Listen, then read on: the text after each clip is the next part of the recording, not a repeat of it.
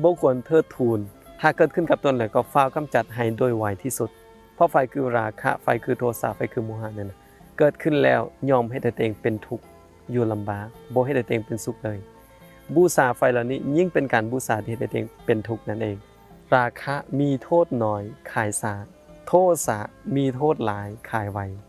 โมหะมีโทษหลายด้วยแล้วก็ขายสาด้วยลักษณะนี้ฉะนั้นญาติโยมทั้งหลายไฟ3กองนี้บ่ควรบูชาแล้วเฮ็ดจังไดจึงจะกำจัดไฟ3กองนี้ได้ก็คือเพิ่นจะบอกว่าราคะเมื่อเกิดขึ้นแล้วให้เจริญอสุภะคือความบ่งามเพื่อกำจัดซึ่งราคะได้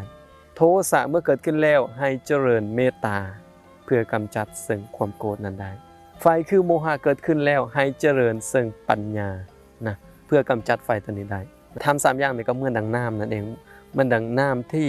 มากำจัดไฟที่เอิ้นว่าราคะใดก็คือการเจริญอสุภะ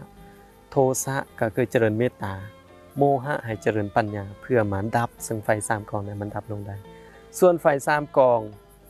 ที่เฮาควรบูชาอย่างยิ่งนี่ยิ่งบูชายิ่งได้บุญยิ่งได้กุศลหลายยิ่งอยู่ผาสุขยิ่งเจริญในชีวิตไฟคืออาหุเนยะก็คือมารดาบิดาเป็นไฟที่เฮาควรบูชาอย่างยิ่ง2ไฟคือกหบดีคือสามีก็ดีภรรยาก็ดีไฟแบบนี้ก็ควรบูชาส่วนไฟประเภทสุดท้ายก็คือข้อที่3ก็คือทักขิเนยะนะไฟคือทักขิเนยะคือสมณพราหมณ์ผู้ประพฤติดีประพฤติชอบผู้ประพฤติเพื่อกำจัดไฟคือราคะกำจัดไฟคือโทสะกำจัดไฟคือโมหะถ้าผู้ใดได้บูชาไฟ3กองคือ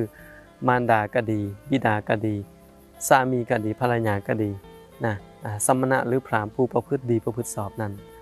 คันบูชาแบบนี้เฮ็ดให้เขานั้นเจริญในชีวิตโดยแท้จริงฉะนั้นนี่แหละคือไฟที่บุคคลบูชาและไฟที่คนบูชาญาติโยมทั้งหลายเอ่ยฉะนั้นเฮาเป็นผู้มีปัญญาแล้วก็ควรรู้จักว่าอันใดควรเทิดทูนอันใดบ่ควรเทิดทูนก็ขอเจริญพร